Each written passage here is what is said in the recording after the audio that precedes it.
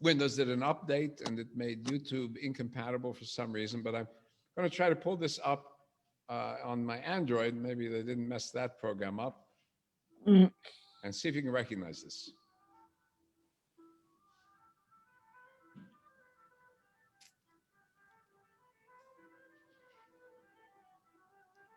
Is it coming through the speakers? Yeah, it's gone.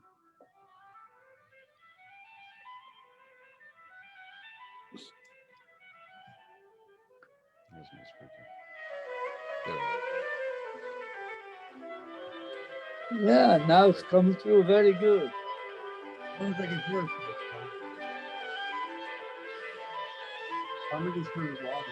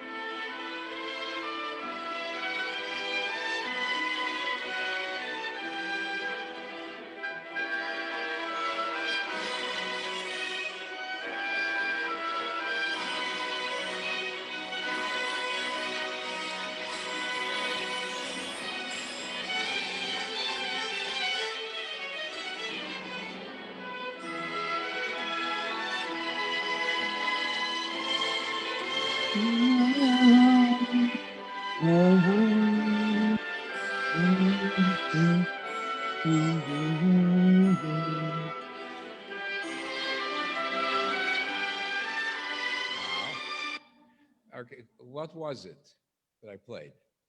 A tikva. No, that was George No. Bizet. Anybody That was music La background? Laisienne. What did it sound like? George Bizet. La Laisienne. Well, it sounds like Hatikva, didn't it? 'Cause No. you're singing, Yes. but it's No. not. Rosa knows the answer. No. La What Laisienne. composition is it? George Bizet, La Laisienne. Smetana de Moldau.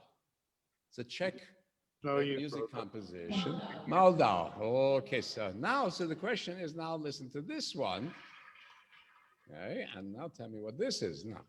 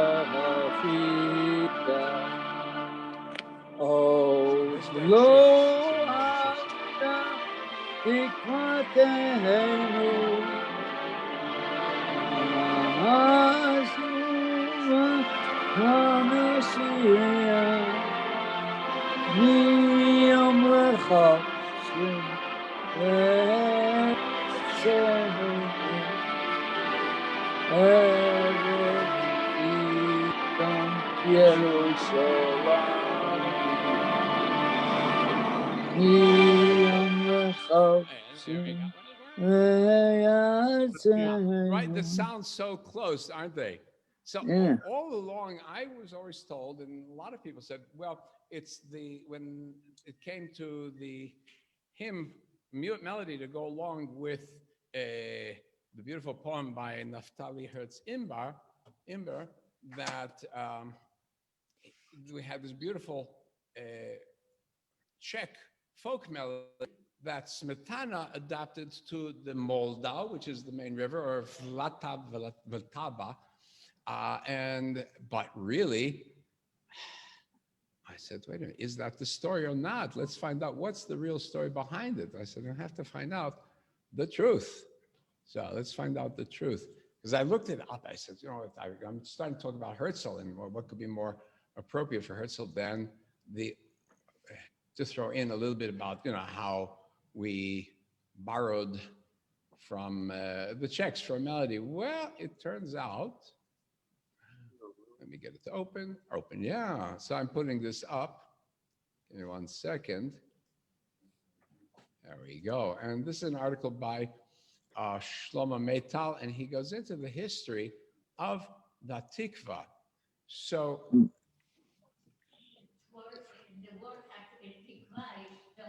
the hope, right. So the poet is a poet, Naftali Herz Imber, and his poem was originally called Tikvatenu, and then it becomes Hatikva, from Galicia, when he was born in 1856, and when he was 25, that's the first wave of Aliyah, more or less, he decided to take a little notebook and he wrote his poems and became a poet, pretty popular poet in those days. Unfortunately, he was also an alcoholic. He had a drinking problem. And in 1887, he was broke. He went back to New York, married a non-Jewish woman. He divorced her, died penniless from his alcoholism. This was his problem. Okay. But his poem caught on. Later on, it was Hatikva Hanoshana, our old hope. And it was readapted in 1895 to fit this new Zionism. And they added the words, right? The Hatikva as we know it today, by David Yellen, founded the Hebrew school, the Jewish teacher school in Yerushalayim. Now, okay, so the question is, everybody I've heard said it came from this piece by Smetana, 1874, the Moldau, Vltava, and very popular. And so somebody finally did some research. Turns out that the Hatikva melody is ours, originally. It's a Jewish melody. It's not taken from the Czechs. It's the other way around. I just had to find this, I had to say it. 600 years ago, there was a Sephardi prayer for dew, the Tfilat Tal, 10 Tal. And so there was a melody for the Birkat Tal. And after the Inquisition, as Jews made their way out of Spain, it got its way into Italy, where it became a popular love song. Fuji, Fuji, amore mio, flee, flee, my love. Oh, that's so from Tfilat Tal, for the Jews, it became an Italian love song.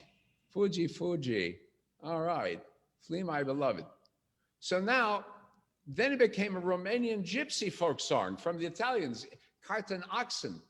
And then somebody from Romania went and took the cart and oxen tune, this gypsy tune, which was an Italian tune, which was taken from Sephardic prayer, and set it to Hatikva. That's the origin. So how did it get to the Moldau? So it says, go back to Mozart. And Mozart heard the Italian tune, and then he put it into some of his music pieces that he did, and put that refrain into some of his music. And then Smetana picked it up from Mozart. All right, so it's really ours. So notice it's so very similar, right? It's the da da da da da. The key is different. The key is different and so on, but and the rhythm is different. But you can see how close they are. So it turns out that it became associated with Hatikva under the British occupation because they wouldn't allow Jews to play Hatikva. So they would play the Moldau instead of Hatikva. They would play that. Okay, so now you know the origin of Hatikva.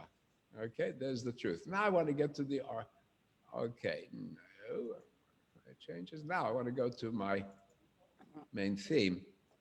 Let me move this out of the way, which is about Herzl. And I call him the unlikely Moses, because it's impossible that somebody like Herzl would have become a leader of the Jewish people. Absolutely impossible, given his personality, given his history, his background. You'll find out why. But as we talked about last time, we talked about the rise of Jewish nationalism, the rise of the idea of returning to the land of Israel. We have the beginnings already in the middle of the 1800s, like Sir Moses Montefiore, who was the Sheriff of London, Middlesex, a Sir and a first baronet, a very popular figure in England. And he establishes Mishkenot Sha'ananim in 1860. If you go to Jerusalem, you'll see these windmills. They were established under Montefiore in an attempt to allow a means of agricultural production for Jews so they would move outside the walls and begin to resettle the land and actually work the land. Well, there's another, before Mendelssohn, before Herzl, I mentioned last time about the founder of Marxism, not being Marx, but his friend Moses Hess, who left Marx and then went on to be the first speaker for Zionism. Well, there's another wannabe Moses. I'll just pull down this picture. You can see this fellow, this character, Lord Beaconsfield, Dizzy, the Israeli, Benjamin Disraeli, Prime Minister of Israel, the Jewish Prime Minister of Israel, by birth, Jewish by birth, not by religion, because his father had a fight with the synagogue, got upset and took his Minister of baptism. England. Huh? The Prime Minister of England. Yeah. Oh, I'm sorry. Well, look what his name is, the Israeli. Who couldn't come up with a more Jewish name than the Israeli of Israel? Chancellor of the Exchequer, right? And he has. Disraeli starts to write some ideas about a plan of restoring the nation to Palestine. He says the country is admirably suited for them.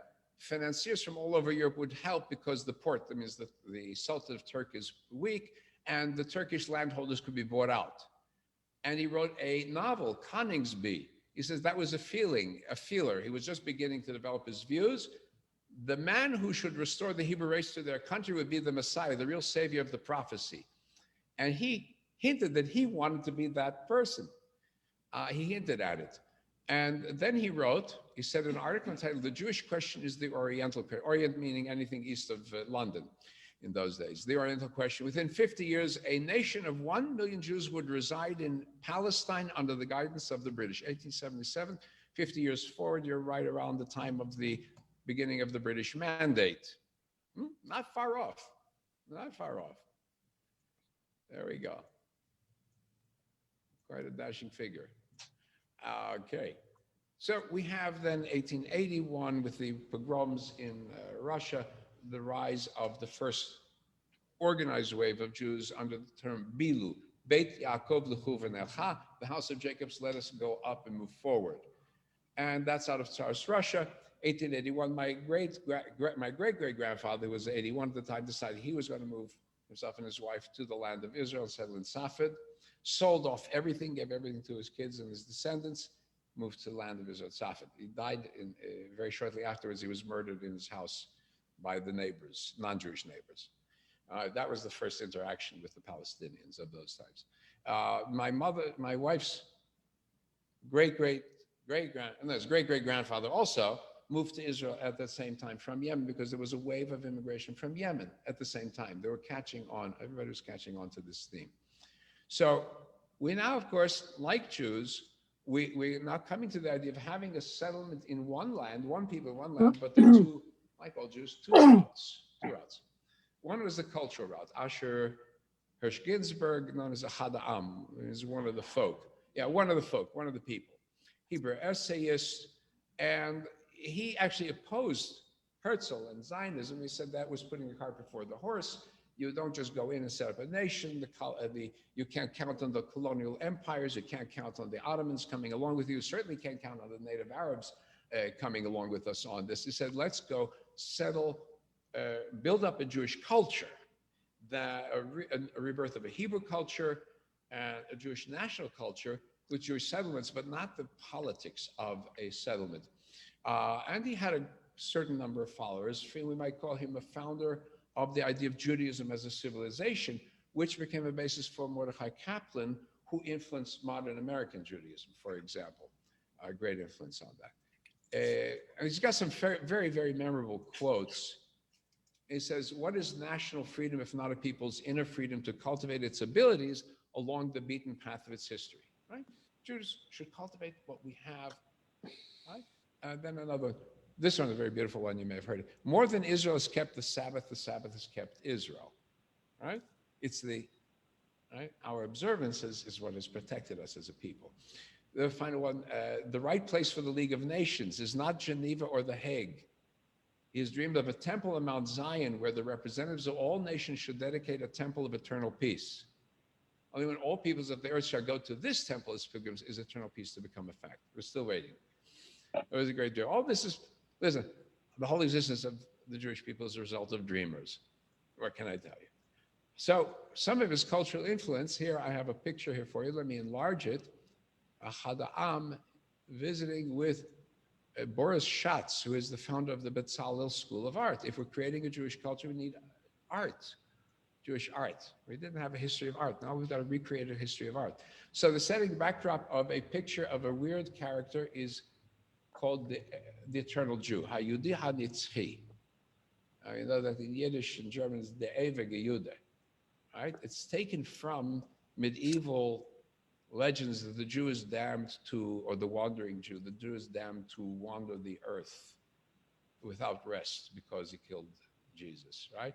So, but now it's taken around and turned around by a Yiddish play about the Jew who's been oppressed all these years.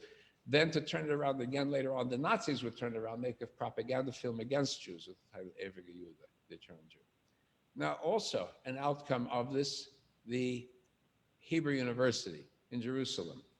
That was the outcome also of his vision, the establishment of a center of Jewish academic learning.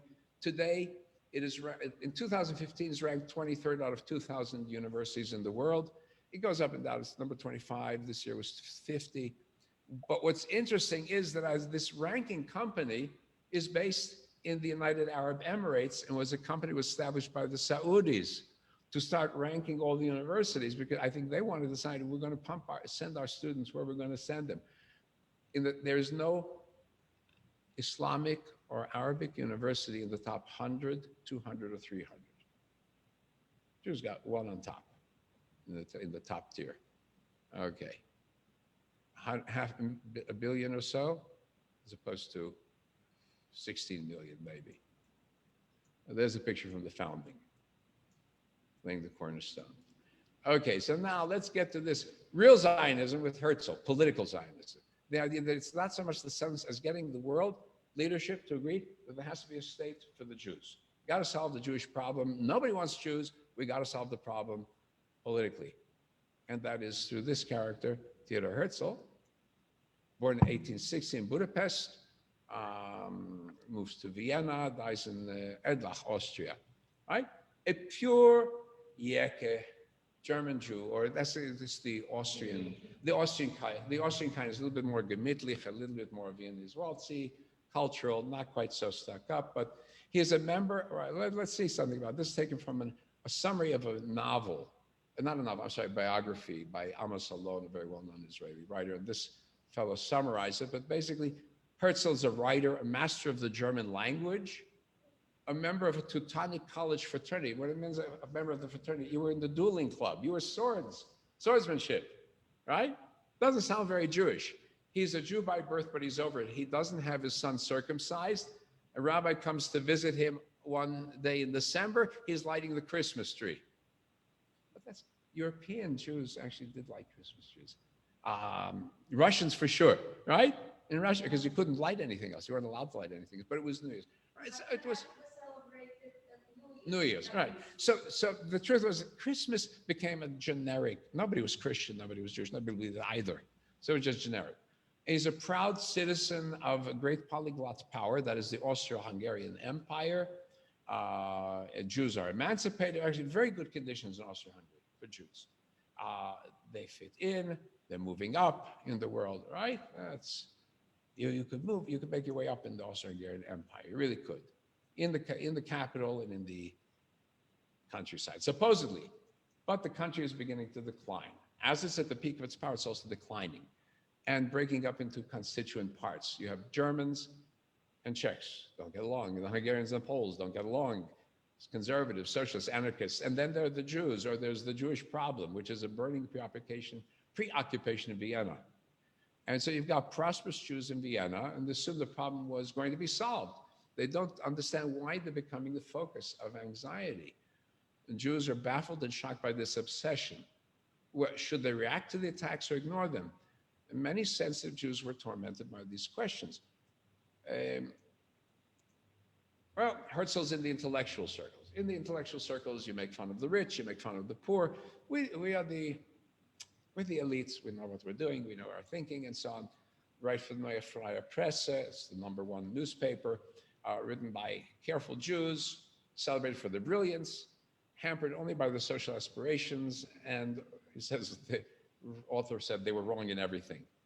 And Herzl's plays are produced in Berlin and everywhere, in big places. And what they discover is that society is preoccupied with the bad manners of the Jews. What do you mean, bad manners of the Jews? Jews are obnoxious. Jews are pushy. Jews are querulous. You hear this all the time. And then you get books appearing to analyze the Jews' warped character, like a book, and they're considered scientific Jews based on skull shape and facial categorizations and so on.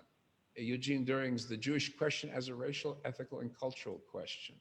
Right? These are beginning to appear.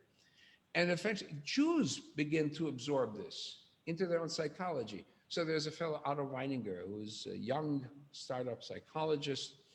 And he, just as an aside, this is my notes, he said, the Jews are worse than women. He says, the Jew is a force that exists within the whole people, not just individual Jews. And why is it? Because the woman at least believes in the male, while the Jew believes in nothing. Hence, Jews gravitate towards communism, anarchism, materialism, empiricism, and atheism. So this Weininger himself had converted to Protestantism because he wanted something to hold on to, and Jews didn't believe anything, at least the ones that he knew. And then he took it to its logical conclusion at age 23, committed suicide. So that's the only way to solve his Jewish problem. Okay, so there's a problem in the Jewish intellectual, the Jewish elite, of dealing with myself. So Jews, there were Jewish scholars who adopted this scientific anti-Semitism and biological inferiority. And somebody once wrote, he says, anti-Semitism did not succeed until the Jews began to sponsor it. We sometimes prompt our own downfall. And then Viennese politicians understood this is very effective as a tool. They use the word they do this, they do that, meaning you know who they are. Later on in the Soviet Union, they said the ruthless cosmopolitan, I meant Jews. You don't say Jews, you say ruthless cosmopolitans. And the most adept of this breed is Karl Lueger. Lueger is the mayor of Vienna. And he uses hatred of the Jew to get into power. Oh, his friends are Jewish. Don't bother me with, politics is politics. And so he says, I declare who is a Jew. That's his famous line, right? So we know the people who ride the anti-Semitic wagon very often couldn't care less, but it's a great tool. So Herzl is beginning to see this as he's the correspondent for the Neue Freie Presse, and he goes to Paris. He's their correspondent, of course. He's in Paris, land of democracy, land of fraternité, égalité, liberty, equality, and fraternity. Liberté, égalité, fraternité, right? Laïcité, all that stuff. And he sees this still very anti-Semitic. And he begins to discover that anti-assimilation wasn't solving the problem. Right? And we need to do something organized. Right? He's just beginning to get these ideas in his head. And then he goes through the Dreyfus Affair, 1895. So very briefly, l'affaire Dreyfus, Dreyfus Affair, a Jewish officer, very proud to serve in the French army. He is the most outstanding student of his class. He's recognized as an outstanding intelligence, but they don't like his personality. It's grating personality, that's it. But there's they discover secrets have been passed on to the Germans. It's only a few years after the Germans have beaten the French to a pulp. And so there's a lot of resentment, and anybody who would transfer information to the Germans certainly would be sentenced to death, possibly. So they accuse him of treason, passing on without any trial. The trial is secret. They publicly strip him of his rank, send him to Devil's Island, French Guiana. And he insists on his innocence. He insists on his loyalty to France. I swear I'm innocent. Long live France. Long live the army. So he believed in the idea of France, but the French didn't. The military and the French didn't. So a Lieutenant Colonel Picard found out that really the traitor was a Major Esterhazy, who had submitted the secrets. But Picard was transferred to Tunisia to keep him silent, right? Don't rock the boat. Esterhazy was tried and found not guilty in a secret court-martial, and then he left the country. So they gave Dreyfus a second trial after knowing the events, and they declared him guilty again, even though they knew his innocence.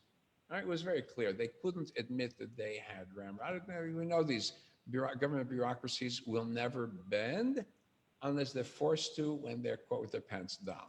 That's very characteristic of government bureaucracies. It's true of private corporations too. Finally, in 1906, I had to go through about over 10 years of turmoil. He was cleared and reinstated into the army. Now, this idea that with all the ideals of France, there are Jews in France rather than Frenchmen of the Mosaic persuasion, still goes on till today. The great de Gaulle, I'll tell you a interesting personal story. The hero of the French resistance against Germany. I lived in Israel 1 year in an apartment right above the founder of Israel's Ben-Gurion Medical School, University Medical School. He's one of Israel's most famous physicians, Moshe Privis. And during World War II, he had been drafted in the Polish army as a doctor, ended very quickly, was captured. The Soviets took him behind lines because they didn't want the Polish army hanging around, sent the Polish army out to Siberia before they sent them back in when they were ready for them. And there were some French officers that had also been captured maybe there was a contingency, something like that. And they were also in Siberia and they were very ill. They were falling deadly ill. He treated them, saved their lives. Years later, he comes back, he settles in France, and de Gaulle gives him an award, Knight of the French Legion of Honor. So he tells me that de Gaulle was giving out all the honors. When he came to place the honors on the doctor, he muttered, so he could be heard, that something like, couldn't they find somebody other than a Jew to give the award to? And this is de Gaulle who was against anti-Semitism, okay? So stuff is deep. So Herzl comes up with several plans. First one is, we'll march all the Jews to the big cathedral in Vienna. All the Jews, we'll line them up. We'll have them all dunked, tauchen, dunked, baptized. Jews are Catholics. That's it. End of the story. Mass conversion. Then he realized it wouldn't work. So his next idea was, having grown up with the fraternity societies and dueling clubs. Dueling is the way you find your honor. We'll fight to the death. I'll challenge the anti-Semites to personal duels. He says after half a dozen duels between Jews and the anti-Semites in 1893, it would raise the social position of the Jews. We would stop being the wimps. We show that we stand up for ourselves. He alone unaided would challenge one of the three most influential leaders of Austrian anti-Semitism to a duel. And if he dies, he would be a martyr in the duel, his death a proof of Jewish honor. Or if it fails, when brought to trial for murder, he would give a speech to compel them to respect his nobility and to understand the horror of anti-Semitism. Okay. You saw the play Hamilton, right? How does he die? His honor. The honor was impinged. That's how you do it. We're going to defend the Jewish honor. Okay. Finally, he realized the only solution would be for the Jews to organize an immigration to a state of their own, creating all the machinery of a state, even before there were really Jews present. So he starts running around to the Jewish community, goes to Baron de Hirsch, who is financing some of the projects in Israel and also in Argentina, wouldn't listen to him about it. He issued then a pamphlet called Der Judenstaat, the Jewish State, 1896 in Vienna. And he summarizes the plight of the Jews. Nobody can deny the gravity, right? The phrase, don't buy from Jews. And he goes over and summarizes, right? In Russia, imposts levied on Jewish villages. In Romania, a few persons put to death. In Germany, good beating occasionally. Austria, anti-Semites exercise terrorism all over. Algeria, traveling agitators. Paris, Jews are shut out. Let's see something else.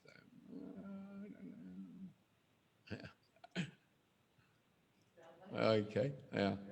Yeah. In Russia, the Tsarist used to say, "Patient us for kill a Jew, Save Mother Russia. Right, that's it. But it's not, so he's saying it's everybody. Even the ones who like us don't like us. So, yeah. So he says, isn't it true that in countries where we live in perceptible numbers, the position of Jewish lawyers, doctors, technicians, teachers, employees of all description become daily more intolerable? The Jewish middle class seriously threatened. It's not just the passions are against our wealthy. Is it not true the passions of the mob are against our wealthy? Is it not true our poor endure great sufferings more than any other proletariat? Right? It's causing distress in the upper class, the middle class, and the downtrodden. Finally says what they mean by it. Tell us in one word. In Berlin, they say Juden raus, out with the Jews. So take the hint. They want us out, let's get out. So you realize it's not a religious solution, not a social solution, but a national question. Getting some questions here. Yeah. Right. I'll go. Rosa's asked me some questions about why wouldn't you want to convert? Well, that's why he dropped his plan. It wouldn't work. And then de Gaulle was weird. De Gaulle sponsored Israel, supported Israel until the Israelis didn't take his advice, and then he turned against Israel. A little bit weird as a personality. I think his allies found that when they were fighting in World War II also. So he goes, and the Jews think he's crazy in Central Europe. The chief rabbi suggests he goes to a psychiatrist. His friend, his physician says, go see a psychiatrist. Only one person believes him at the beginning. A Christian minister. He's the chaplain to the British Embassy in Vienna, William Heckler. He was a Zionist before Herzl. In 1884, he already started to preach the Jews should be able to return to the land of Israel. So he meets Herzl, he's enthusiastic about him, and because he's involved with the government, he makes an arrangement for Herzl to meet the Grand Duke Friedrich I of Prussia, Germany. And so Heckler brings Herzl to a private audience, and this is the first time he can talk to a major political figure about his political solution to the Jewish problem, and it's a leading member of the German royalty. He is the uncle of the Kaiser. Here, and okay, this is the tombstone, by the way, for Reverend Heckler. And his last line, has God rejected his people? By no means. Taken from the Christian scriptures. He's telling our Christians, God never rejected the Jews. We may have had our disputes, but he never rejected the Jews. Here's his description. Lover of God, his word in his ancient people. Tireless adversary of anti-Semitism, friend and counselor of Theodore Herzl. So, let's go ahead. All right? So that was the Grand Duke. The second convert then, so we've got the minister. Second one is the Grand Duke. Friedrich I, Grand Duke of Baden. He likes Heckler's theology about the end of days and the Jews as part of God's plan restored the land of Israel. And he likes Herzl's practical solution through the restoration of Jews to Palestine. So he becomes an advocate of Herzl for the rest of his life, supports Zionism. And he now introduces his nephew to Herzl, Kaiser Wilhelm II, notorious Kaiser of World War I, Kaiser Wilhelm. There's the Duke, nice dignified, Iron Cross, classical German Junker, nobility. And so now we get the next convert. It's the German Kaiser. That's it. Okay, we'll get to this later. The German Kaiser. So the Kaiser is now going to get into the fray. The Kaiser is contacting the Sultan of Turkey, the Ottoman Sultan, says the Jews should have a settlement. We'll have the Jews finance your empire. Your empire is sinking. They know that. They called the Turks the old man of Europe or the sick man of Europe. It was waiting to be killed off. They did a good job fighting, killed off Armenians in the process, but they were the sick man of Europe. So, but the Sultan refused. He could not, I guess, as the leader of the Muslim world, see himself authorizing a Jewish settlement in historic land of Israel. There's no Palestine yet; it doesn't exist in the map. That's a word the British pull up, or people in that period circle. But there's dashing Kaiser Wilhelm, handsome young lad, I guess at that time.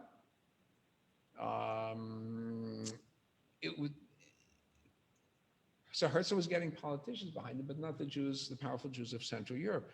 But in East Europe, it was picking up steam, because in East Europe, the condition was obviously intolerable. So he creates the first Zionist Congress, 1897 in Basel, gets 200 representatives from all over the Jewish world, Orthodox, atheists, businessmen, students of all kinds, to create a publicly guaranteed homeland for the Jewish people. He creates a Zionist organization. Herzl's the president. Okay, later on, he writes a novel, Vision of a New Jewish State, Alt Neuland. He doesn't get anywhere with the Sultan. As I said, the Sultan could not see himself as the leader of the Muslim world authorizing a Jewish settlement. So he then turned to the British with a new idea.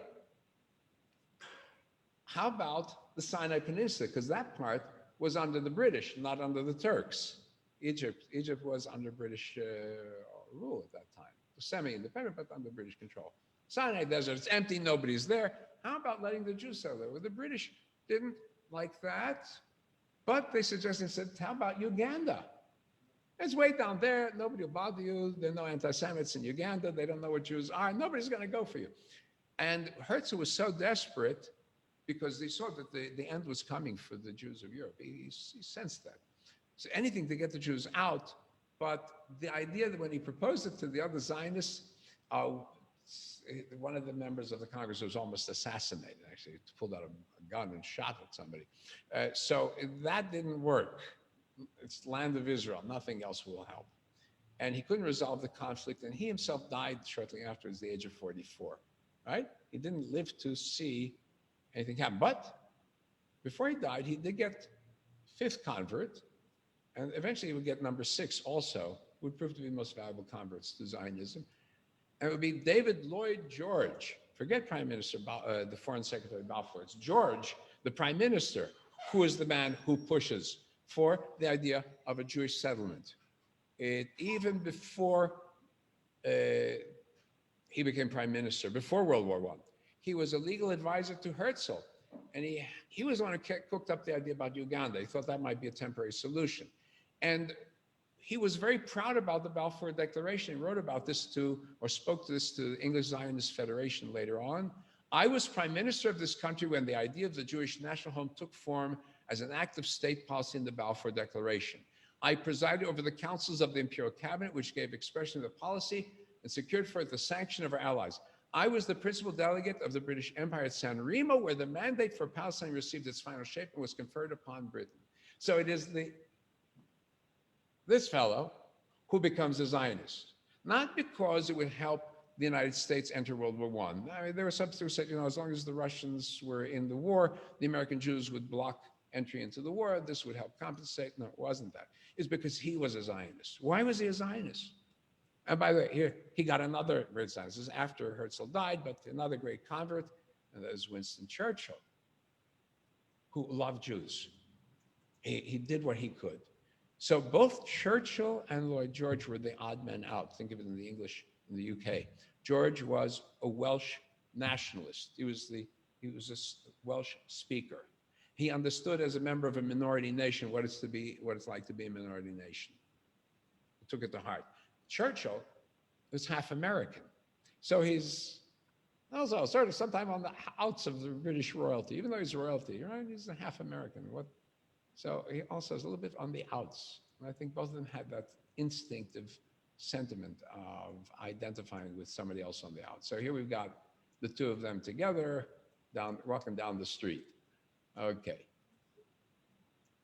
And we got one more convert. And it's also after Herzl. And that is Hussein bin Ali, the Sherif of Mecca. The royal authority, the religious authority of Mecca, the sacred city of Islam, king of the Hejaz. Hejaz is the core of Arabia. The best parts of Arabia is Hejaz. and that was, at least he was king until the Saudi family took over. They're upstarts.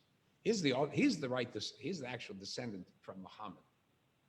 And his son, the Emir Faisal, leads the revolt, the great Arab revolt against the Ottomans, World War I, if you remember Lawrence of Arabia, that's that family. His other son, Abdullah founded Transjordan, now Jordan, right? They got the lion's share of the mandate of Palestine because they owed it to him. So, Hussein, Sherif of Mecca, was not disturbed by the Balfour Declaration. And in March 1918, he wrote in Al-Qibla, Qibla means the prayer direction, to Mecca, the daily paper. He attested Palestine was a sacred and beloved homeland of its original sons, the Jews. Here's the man in charge of the holiest site of Islam saying this is the beloved homeland of its original sons, the Jews. A return of these exiles to the homeland will prove materially and spiritually an experimental school for their Arab brethren. They called on the Arab population of Palestine to welcome the Jews as brethren, cooperate with them for the common welfare. Think of what would have happened had he been able to stay in the position as Sherif of Mecca. So, our honorary Zionist, the Sherif of Mecca. I had to add him. Finally, the famous last words of Herzl, as he writes in his diary, if I had to sum up the Basel Congress in one word, which I shall not do openly, would be this: at Basel, I founded the Jewish state. If I were to say this today, I would be greeted by universal laughter. In 5 years, perhaps, and certainly in 50, everyone will see it. Indeed, 50 years. 50 years. Pretty good move, okay? The most unlikely man who gets support from the most unlikely places and changes the course of Jewish history. Okay. Go ahead. What was missing on the story? Somebody did a census of who was living in Palestine, Israel, in the 1900, 1814. What was the population of that area? Yeah, but that's very well known. Yeah, it's been recorded. What happened? It's the population, both Arab and Jewish population went up and down for a variety of reasons. But apparently in the 1700s, there were some wars going on that devastated the land, devastated the population. By the time you get to the beginning of the 1800s, all the populations were down, both Jewish and Muslim and Christian, very far down. There was in the 1830s an attempt at a rebellion by local Palestinians against, I don't know if it was, I think it was under the Egyptian rule at that time. Didn't get very far, but they did attack, and there was a massacre of Jews. Of 500 Jews were killed at that time, 1830s. That's before the Zionist invasion. I don't remember if it was in Safed at that time. I don't remember the location. Big, huge massacre over the course of a month. And, but in general, yeah, all the populations were low. We find a regrowth of Arab population in areas where Jews were settling. Why in areas where Jews were settling? Jews were buying, Jews were hiring, Jews were employing. And so you got jobs, you move. So it's not just, you have, we know for sure, there are families coming in from what's called Haran, Syria area, Haruni. We have coming in from the Sinai. Many of the Gazans carry names like Masri and so on, indicating their Egyptian origins. Obviously, there's also a core of Palestine Arabs. But that population grows. Yeah, there are more Palestine Arabs in the Palestine area than Jews, but that number is growing exponentially as Jews are coming in. There's a reason to grow. And also their life expectancy is increasing. Life expectancy was zilch. As Jews are coming in, and there's prosperity, life expectancy is going up. Yeah. So in the 1800 to 1920, this population came from Russia? So the largest bulk, yeah, 1880 to 1920, yeah, the largest bulk would be in Eastern Europe, Russia, coming in. 1930s, you get the wave of German Jews, big waves of, you have waves of Jews constantly also still from Yemen coming in, North Africa and so on, smaller numbers at that time still. But as the situation gets worse in Arab countries, those numbers increase. So, of course, with the rise of Israel, then you have a mass expulsion, a mass flight of all Jews from Arab lands from 1948 into 1960-61. All right? Massive expulsion. So that today it's probably about half Jews are from Arab lands, by origin, Arab or Muslim countries. Yeah. All right. So, any other questions? Yeah. Oh, lunch is served. Kiddush. Okay. So everybody, Shabbat Shalom.